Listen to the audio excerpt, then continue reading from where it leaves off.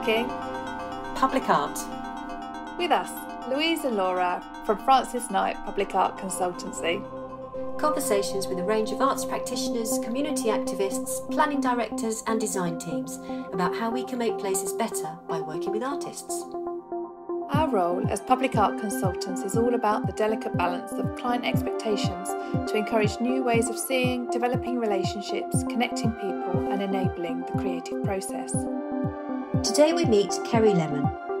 Kerry creates research-led public artworks that are deeply interconnected with local ecosystems. Each piece she makes draws on extensive research into specific neighbourhoods, highlighting the flora and fauna of each area in intimate small-scale works, or reintroducing into towns and cities traces of the plants and insects that might otherwise be thriving were it not for the intervention of pavements and buildings.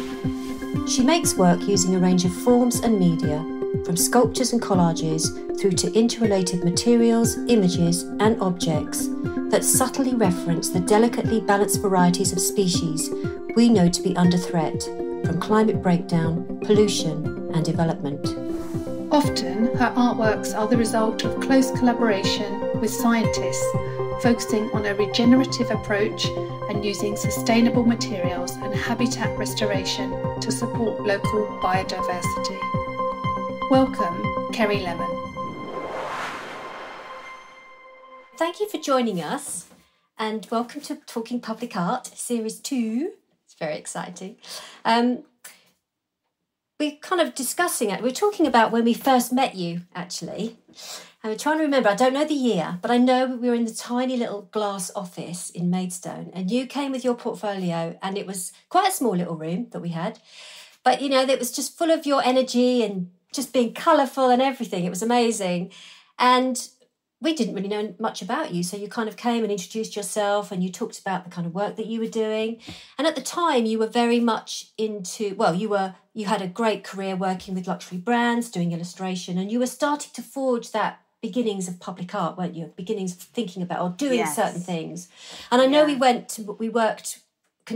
carried on to work with you on Collingwood Lakes in Ashford and Springfield Mill in Maidstone, which was fantastic. But we're really interested to know why that switch happened. What made you kind of begin to think, I mean, I love doing this work with luxury brands and, you know, but why am I, or what, how can I do something else? What was that switch? What made you think I'd like to do public art? Well, I started out, like you said, in illustration and loved it. So you normally get started with editorial stuff. So that means like books and magazines. Right. And then I worked my way up and I started doing really big installations for luxury brands like Liberty and Harvey Nichols, like big murals or window displays. And I loved it. I'd done installation at uni and I'm obsessed with drawing. So the chance to kind of realise these kind of illustrations on a grand scale was really massively exciting. But I'm always super ambitious because you never know your luck. And when you work for kind of VM, which means visual merchandising, which means kind of shop display stuff, which is absolutely bloody brilliant. But every 6 to 8 weeks, they kind of peel it off and put it in the bin. It's all stuff on vinyls. It's temporary. I did a mural for Liberty, which I was really proud of. I'm still really proud of it. And that was up for 2 years, which is kind of a miracle in retail. Wow. But it's not permanent. And so I sort of started to learn, okay, how do you get to make stuff that lasts? And how do you get to make stuff out of like metal and glass and stone? And then I was kind of like, okay, that's called public art. And within the arts, I think we all know, you sort of get put in a box and it's very hard once somebody's decided, oh, you're an illustrator, you do this, to get people to think of you in any other way. Because logically, obviously, if I can draw a big tree that gets turned into vinyl and stuck on a piece of glass, it could equally be turned into metal and shoved in the floor. It's actually no different. It's the collaboration with the fabricator, with those really skilled craftspeople that help translate my ideas into different materials. But I had so much trouble getting people to kind of, it's that chicken and egg thing. No one believed I could do it till I could do it. And I realised I wasn't going to be able to apply for kind of public art jobs because I didn't have a portfolio with public art jobs in it. So I started to approach art consultants like yourselves directly, just to kind of see if they might start to consider me for smaller scale things or start to put me forward for things. And also I started going for like small scale developers that are interested in the arts. Because I thought, no, we know they are. Yeah, yeah, definitely. Because I just thought, well, if they're not of a scale where they go through an art consultant, I might kind of tick a box and solve a problem for them and not be competing with really, really experienced public artists. And that's actually the transition job that I got. So it was a company called Union Developments. And I worked on this really big, like 18 metre by 6 metre laser cut brass piece for a building in East London. And it was great because once I had that in my portfolio, people were like, oh, she can do it. Just because it was out of metal and people could kind of be like, okay, she can work in different materials.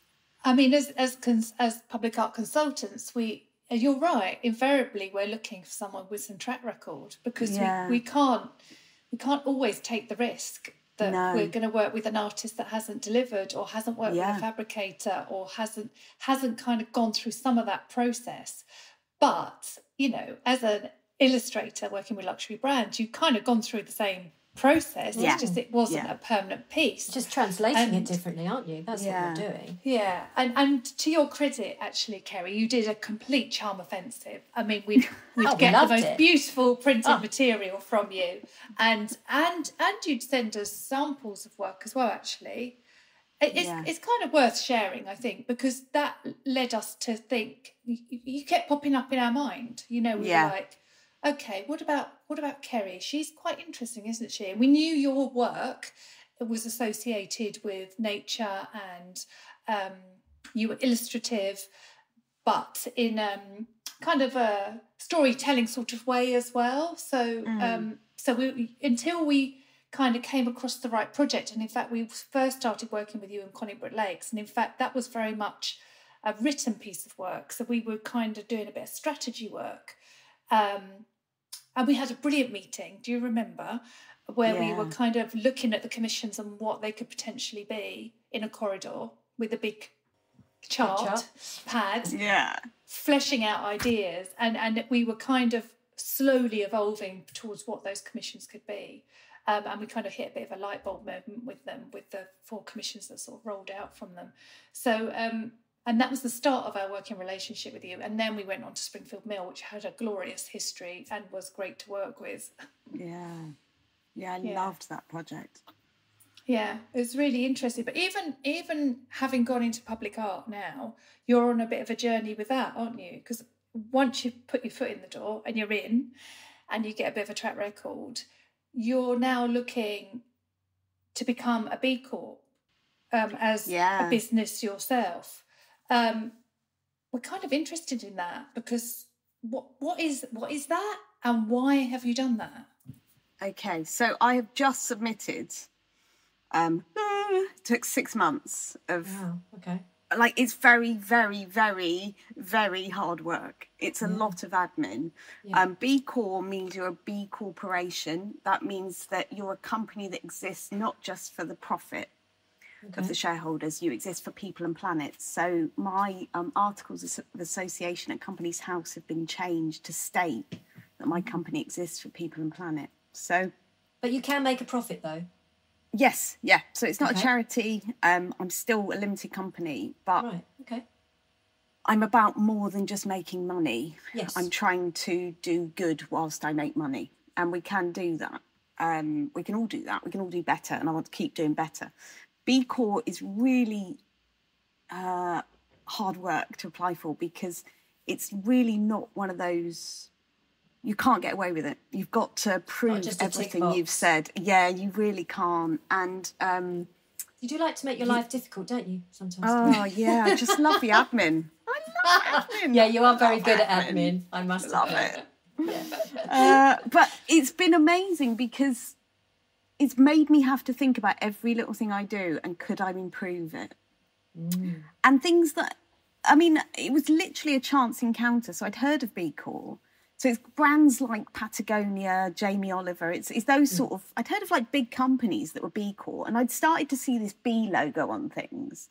And the funny thing is, once somebody tells you about it, you notice it on loads of brands now. And the current assessment timeline is 8 months. That's how many people are in the queue to get assessed. Like, it is huge right now. There are so many companies trying to get accredited.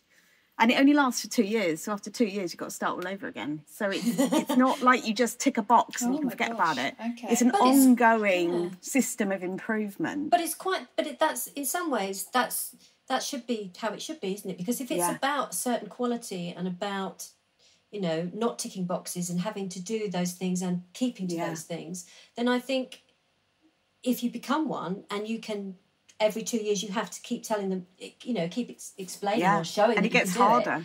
I'm sure it does. I think, you know, I think that's a good thing, and isn't it? Definitely, that's why it appealed, because it was real, because it meant something. Yes, it wasn't just, oh, you pay all this money and you've got this logo. It was, you're part of a community who genuinely mean it, because if you didn't mean it, you absolutely wouldn't put yourself through it. It's a lot of hard work. And it's a chance encounter. I associated it with big companies, and it really is just me up in an attic. It's just me. I'm an artist. You know, I collaborate with amazing craftspeople and have different people that take on different roles for me. But I didn't think you could, you know, sort of be a one-woman band and be a B Corp. Are there many artists said, that are you doing can't. it? I don't know any that are. I was asked to speak on a panel at Clerkenwell Design Week. Yeah.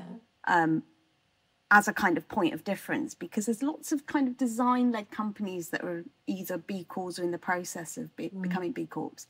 But there may well be, but I don't know of any other artists. And when I spoke to the guy from B Corp, he didn't know of anyone. If there isn't, there will be, because through what I do, I was already doing a lot of people-y, planet-y things, but it was just sort of part of what I did, and I didn't really talk about it, and it was just a way that I thought was a correct way to conduct myself. And then I sort of realised, oh, hang on, this is all stuff where I can kind of really think very hard about what I'm doing and see where I can improve it. And also, it's a real point of difference to what other artists are doing. And it makes me part of a community where I can kind of go to for advice and can kind of share ideas. And, you know, I've got a real thing about being open and transparent. So, because if you really believe that everyone needs to be improving their practices to leave a kind of social and environmental legacy, then you don't kind of not tell people how to do it. If you think it's how we should be doing it, you're open and you're honest, and you say, oh, I work with this fabricator, I do it this way, you can look at this document, you know, I have like impact reports that are available for people.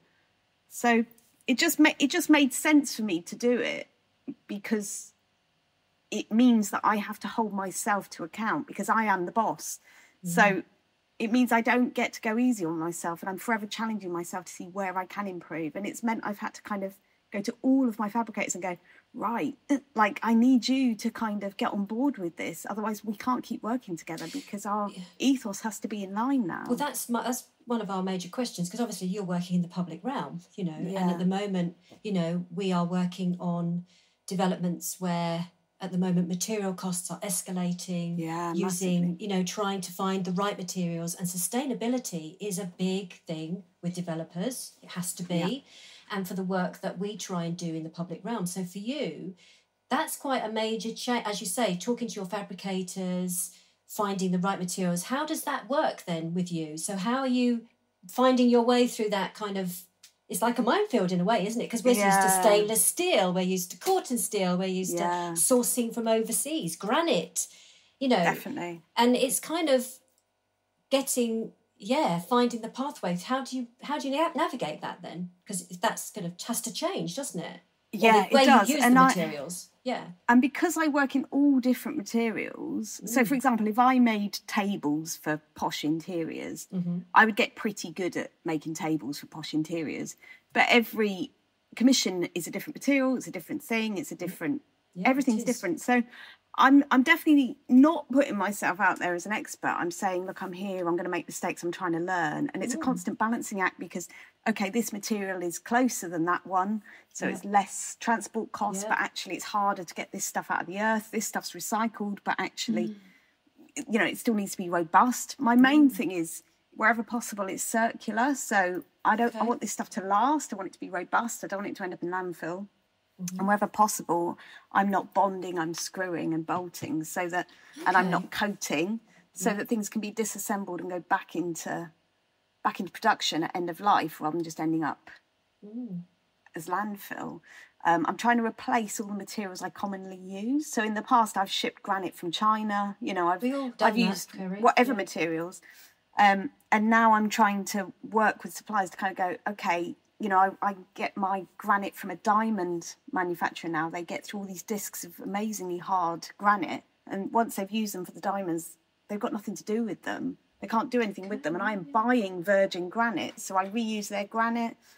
Metal, I've got a relationship with BMW. I'm going to be reusing all their car sunroofs. So I'm trying to, instead of buying mild steel, it's like, who's got mild steel already, scrap that I can reuse? You know, who's got stone that I can reuse?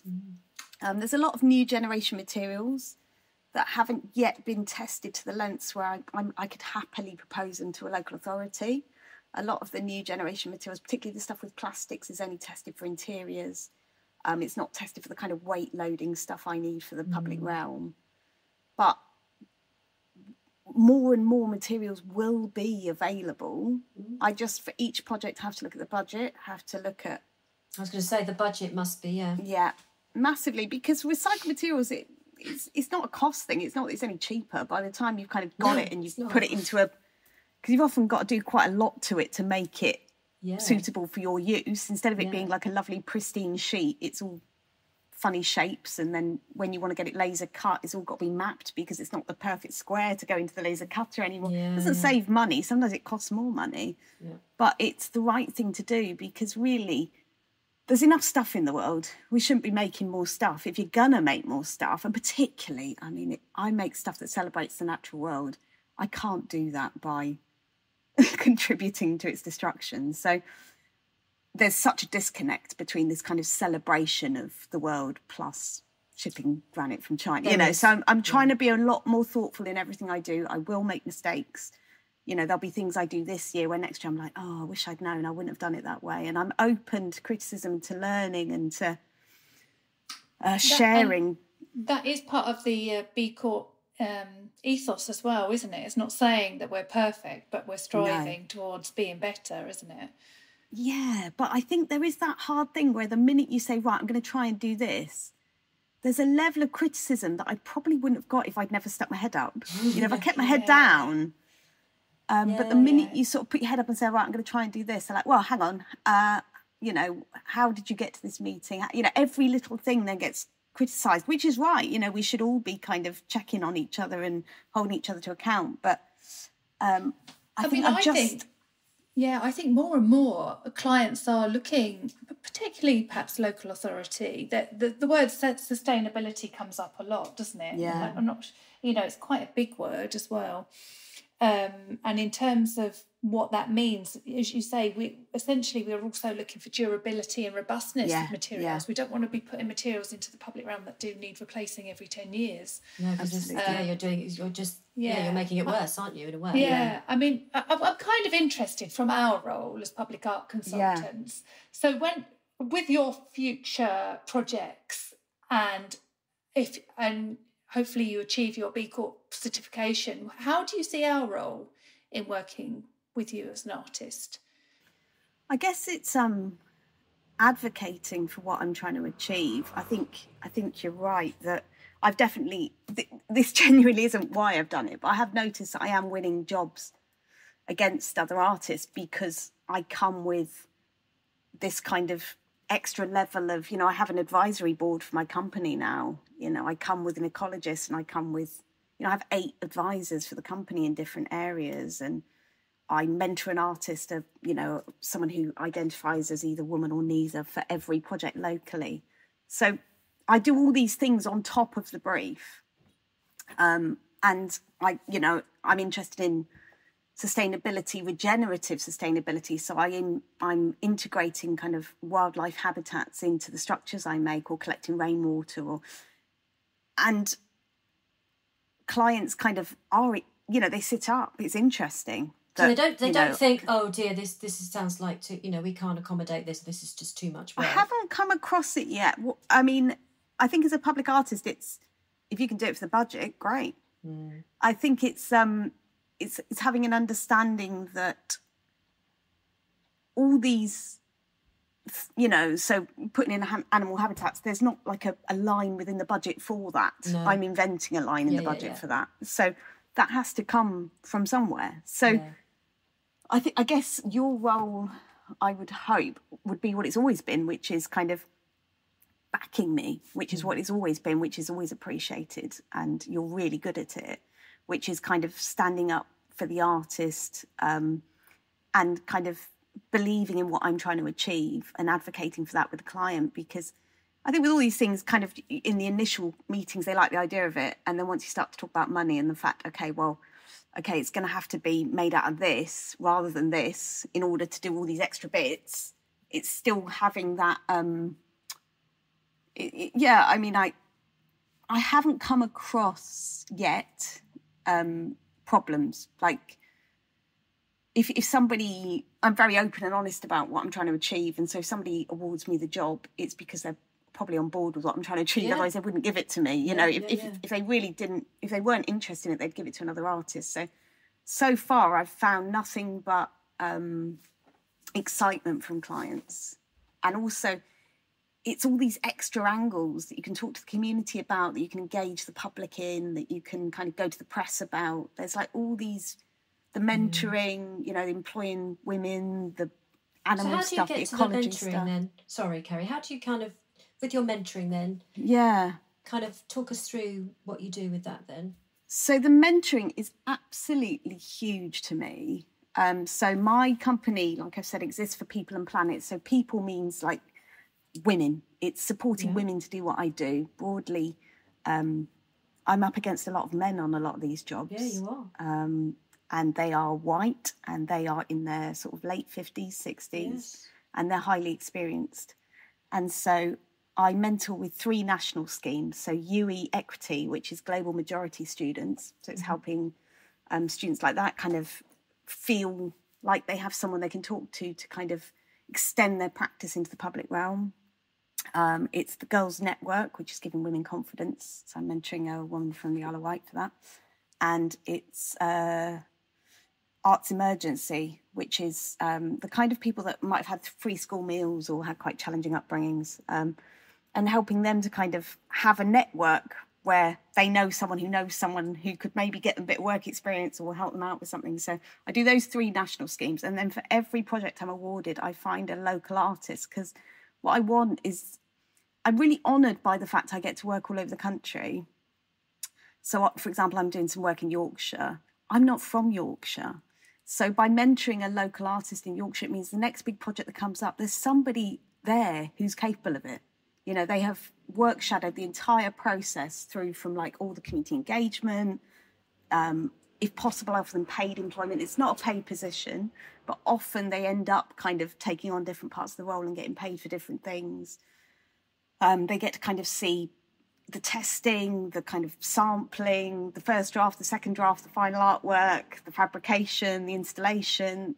They see the whole project through. And then, I've mentored informally for years, but it's something I formally do now. And it's not like end of job, bye-bye. It's, people get in touch years later and go, I've got this contract, I can't make sense of it. Can you read it and tell me what you think? It's having someone where you can go, can you just help me? Because it's kind of like what you kind of were looking for as well, weren't you? Yeah.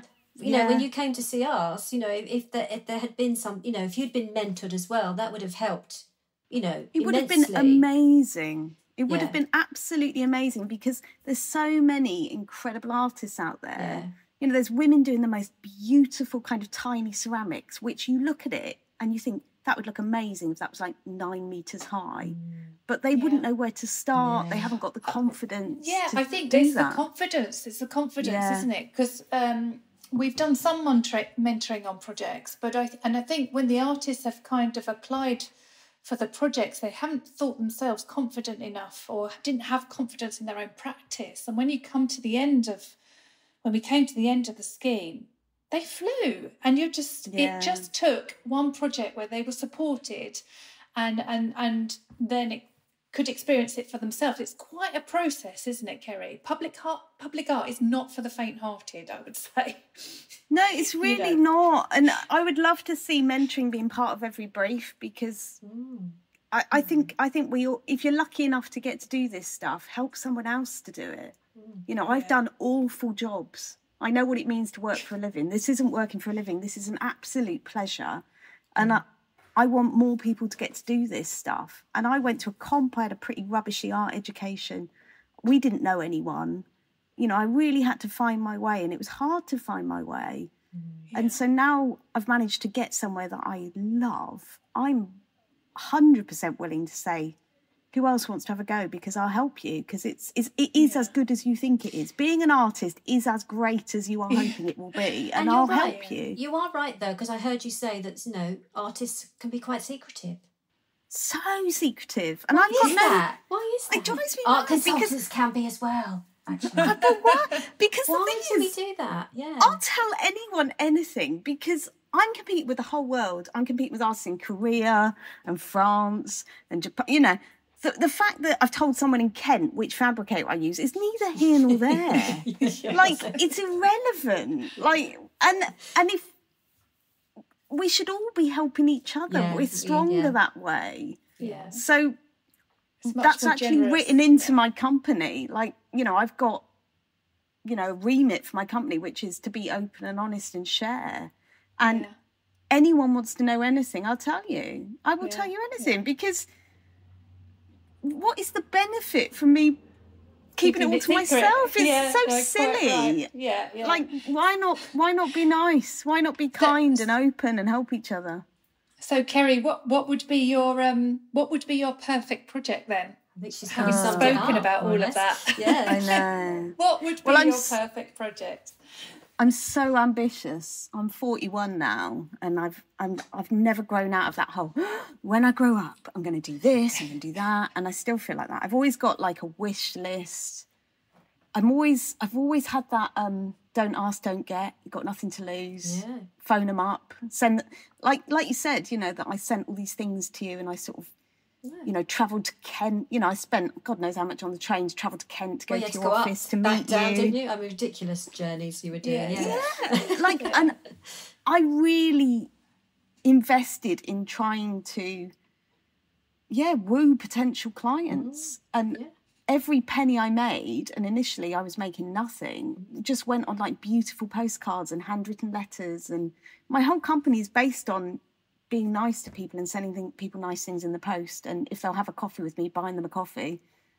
And because people buy from people, you have to be, you have to be all right at the work. You can't, churn out terrible work. Yeah. But there's lots of people genuine, and you have to be genuine with it. And I think that's what came across, Kerry.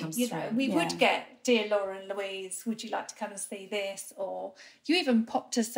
We had a sample, or an offcut from something that you'd had cut. Beautiful, and it was in the office for some time.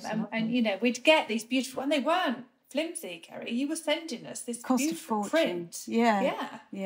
But it was good, because we could, you could see that the quality of what your ambition was. You could see that, and it was coming across. And it comes across, it's not like you just stop doing that, because you haven't, so it's just that, and I think it is that fact that you just keep reinventing as well, and you are ready to change or to try something different, because if that doesn't work, I'll try this then. And I think that's, working in the public realm is hard, it's bloody hard work as well, so you have to have be tenacious. It is hard work, but it's not cleaning a butcher's at 5 a.m, which is what I did at one point. It's pyjamas, it's drawing something, which then winds up being a sculpture. It's amazing. It's like being a kid. You draw something, and 3 years later it exists, and it might exist for 50 years. I cannot believe my luck. So we have, so it's great. So that's, we have a lovely job as well. We do love our job, and it's not It's not work. It's not a job. It's just It's pleasure. But there are bugbears and there are little things that niggle us. Yeah. So let's just quickly go down a little hole. Oh, there. yeah. Yeah. Good. Go on then. Tell us what it is. That, you know. Right. I roll up my non-existent Yeah. sleeves. Go on then. My biggest bugbear is when you're employed really late on in a job. You know, when things have been designed to the nth degree and you've got a lovely big budget and you're trying to shove something somewhere, there's nowhere for it to go. It's all been done. And you just think, if you'd have got me involved 5 years ago, you have bought furniture, you've bought fencing, you've bought all this stuff. And for not a lot more, that could have been bespoke artwork. All this stuff that you're buying very expensively. From a catalogue, by the way. Can be absolutely unique and bespoke. And then you get that cohesion because every element of this development makes sense together, rather than like this weird jumble sale of I bought this from here and I bought that from there. If you get the artist kind of part of the design team, you get a really consistent look and feel.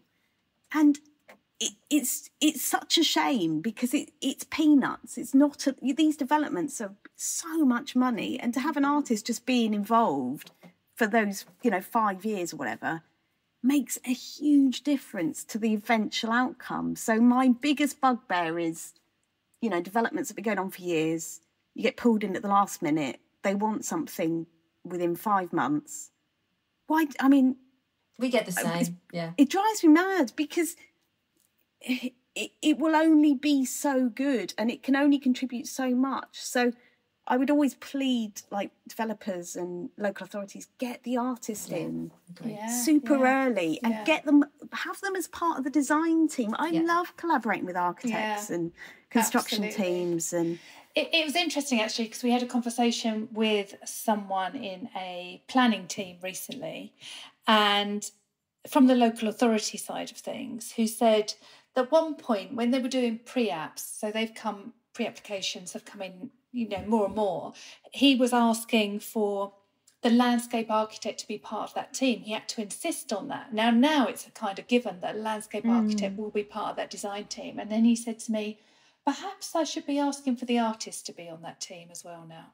And I was like, yes, you should. Yeah. Yes, you should. Because actually, if they're brought in early enough, we can all work together and have true collaboration. And the public art, you might not even know is public art because it's embedded into the body of the scheme. Everything, the paving and the cladding and the seating and the lighting. I think it all makes sense together. I think also, because we quite often it's a planning condition, and we get brought on. Oh, we got a planning condition. We got to do public art, and so so we have the same bugbear, and not every developer is like that, but some are, and local authorities, and. You're right, it's kind of shoehorning something in that doesn't make any sense, and it's kind of plonked somewhere, and then they go tick, and you just think, no, that's really not what it's about. It doesn't mean anything, Yeah. So I'm yes, I'm just going to go back to my question because you didn't quite answer it. Actually, which is this about what's your next? Your perfect project. What would be your perfect project? Thank you. Yeah, I didn't answer that. So basically, I'm the queen of a business plan. So I've always got what's next in my head. So the public art, she touches wood and her touches her head, is all going really well. I've got more than I can handle, really. It's brilliant. So my perfect project at the minute is I'm trying to move the practice where I adore the public art. I never want to get rid of that because, no one is ever going to commission me to make like a £200,000 sculpture just for their back garden. Like getting to make these amazing things for these budgets that actually exist is incredible. I always want to be able to do that. But I also want a gallery practice where I get to make more fragile, more ephemeral work where I exhibit a lot more. So that's my current perfect project, is kind of moving into more exhibitions, being able to make kind of ephemeral stuff that is really, obviously stuff for the public realm. I'm like, okay, they're going to try and skateboard on it. They're going to go after it with like screwdrivers. A really overweight drunk man's going to try and climb it at 3 a.m. Yeah, they're going to spray paint it. The idea of something being, in a hotel reception or in a gallery where it's behind a barrier. I don't want it behind a barrier, but, theoretically, it doesn't have to be made of you know, it doesn't have to be cross-welded and reinforced to the hilt. That's thrilling, you know, to be able to make, because my work is all about the natural world, and there's a fragility in that, and it's very hard to articulate that in these really robust materials. I'm trying my best, and sometimes I succeed and sometimes I don't, but my perfect project at the minute is exhibitions. So I've been exhibiting a lot more this year, which is really exciting, and that's something I'm trying to work harder and harder on. And one of the members of my advisory board functions as a very strategic advisor to kind of help me, a bit like I said when I was trying to shift from illustration into public art. It's trying, now I'm at a point where people are like, oh, you do public art, and it's like, oh, this is so nice. Like, yes, I do work in public art, but why can't I just be an artist that does all sorts of different things? So it's trying to, I've worked really hard on my website to try and kind of it's beautiful, by the way. rework all of that. It was an absolute jumble sale before, it's a lot better now. I've got a marketing advisor that's helped me with Instagram because that was chaotic. I've now got like a personal one and a work one, because my work one just turned into like my husband, who is gorgeous and I'm completely in love with, but it's not very professional. So I've got like 2 Instagram accounts now. So I'm trying to like shift again. So dream project would be like an amazing, you know, gallery representation, international, amazing exhibitions. That's like the big long-term goal. I would also say that that practice, your personal practice, informs your public art anyway, doesn't it? There's many artists that we work with that kind of run parallel, you know, their actual practice, their personal practice really informs what they then take. To me, it's all the same thing. It's not even separate. It's that it's all my practice. It's all my personal practice. It's just that sometimes it's massive and local authorities pay for it. Yeah. And sometimes it's tiny and I make it for free and it goes in a gallery and it either sells or it doesn't. You don't have to provide a maintenance schedule for it or anything. You know? Yeah, no structural engineering required. So I don't really have a separate... It's all me. It's all the same practice. It's just massive or it's little. And I've been working very hard on that. And also, you know, now... awful C word COVID we're starting to live with it a bit better. I'm starting to travel more, and travel has always really informed my work. So the residencies have all started again, and residencies are massively important for me because they're a chance to make work where I can make bad work. Because day to day I have to make good work. People are paying a lot of money, it's often public money, and it's an honour to get to make work. You know, I get how lucky I am, so I try really hard to do a good job. But sometimes it's hard to take the risks and push it to the level where you mess it up. Yeah, make a mistake. Because you want to get it right. Whereas if it's a residency, I can make, you know, so I'm doing 2 weeks at Ventnor Botanic Gardens on the Isle of Wight. And I plan to make like 2 weeks worth of terrible work because I'm going to push it and push it and push it until it all gets spoiled. But I will then have found a new limit and I would have learned so much. I've got a residency in Uganda next year, which I'm like massively excited, stroke completely terrified about. And that will be another chance to kind of make uncommissioned stuff that goes wrong, where I learn a lot. And so residencies and travelling really, really inform the work. So that will have a massive impact on me. And I'm excited to be carving out time to do that. Ideally, I would be doing sort of 2 or 3 residencies every year, where you just get away from work where somebody's paying you, where you just make work that is fundamentally not good. But that's how you get better, is by making... Otherwise, you play safe and you can repeat yourself and you don't find new challenges. You just kind of go, I know that works, I'll do that. Whereas if you draw something that's terrible and you set fire to half of it and then you use the ashes to draw with, you're like, wow, I found a whole new thing. Yeah. And you're not going to do that when somebody's paying. You're not going to set fire to it halfway through. So always so much to discover, Kerry. And I think we've kind of got to know you over the past 5-6 years, possibly. Probably, I think, you know, on and off, we've kind of worked over that time. But, you know, tell us a little known fact about yourself that we don't already know or might not have guessed. Okay, I can't prove this because it's a podcast, but if you get to meet me, I will demonstrate this. I can tap dance very, very well. I love tap dancing. So I used to dance a lot when I was a kid. And I think I'm like 1 exam off being a tap dancing teacher. Oh, wow. Yeah, I mean, I've sort of bigged myself up. I probably can't do it like I used to be able to, but I can tap dance. Oh, that's amazing. And it's not something you really get to use as a skill day to day, but it's a secret You can skill bring it and out not though, many can't people you? know. You can bring it Yeah. out at a certain Yeah. occasion. Yeah. Do So some tap if you meet dancing. me, Okay. Yeah. the code word is tap dance, and Okay. I will do you a triple time step, and you just have to go, Wow. wow, that's amazing. I've been look to many forward to tap that. dancing shows with my daughters, actually. So, Oh, there you go. There you go. I'll take great interest in that. That's amazing. Oh dear, it's brilliant, and it's so good to talk to you about your thank you, practice, and your ambitions with it, which are huge, and Always. it's great. It's great to talk to you about it and share some of that stuff. As you say, we don't want to keep it secret, do we? We want to share it with artists looking to sort of go into the public realm, currently working in the public realm. For us, it's it's hugely inspirational as well to hear what you're doing, because you're pushing the boundaries and talking about things that we don't necessarily know about, but we have talked about sustainability and how we tackle some of those issues with our artists, and there are routes to improving it. So it's really good to hear.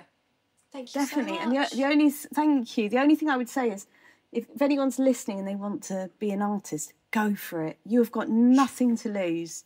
And it is absolutely amazing. And if I can do it, I mean, I went to a comp in Wootton Bassett in Wiltshire, It doesn't matter if you don't know anyone. It doesn't matter if your family isn't arty. Like, go for it, because you get one shot at this. And I have won the lottery. I know what it means to work for a living, and it's not this. It's brilliant. And if you want help, you can find me on Kerry Lemon, and I'll help you. Thank you so much. It's lovely. Thank you. Thank you, Kerry. Pleasure. Cheers.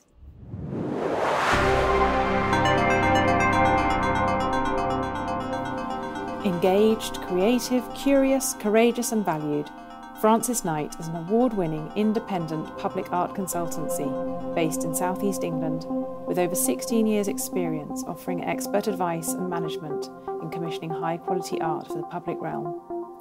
As co-founders and directors of the business, Louise Francis and Laura Knight commission professional artists from across the UK to create ambitious public realm artworks in a variety of locations. The consultancy partners closely with housing developers, design teams, social housing associations and local authorities, together with a wide range of community groups, to create brave, ambitious, thought-provoking art for public spaces. Over this series of podcasts, we will be looking at different ways that developers can engage with artists as part of a design team, and how, if it's done right, these working relationships can lead to meaningful, lasting and joyous contributions to our townscapes and landscapes. In our next episode, we talk to Paul Cowell, Head of Culture and Libraries at Medway Council, about growing up in Bradford and being inspired by his mum's involvement with Amdram, creating environments and loving pavilions, the importance of words in public art. Plus, the positive power of beauty, dreams of a giant bobble hat, and take that. If you enjoyed this episode, we would really appreciate it if you could rate, review and subscribe to our podcasts. It helps us spread the word on demystifying public art.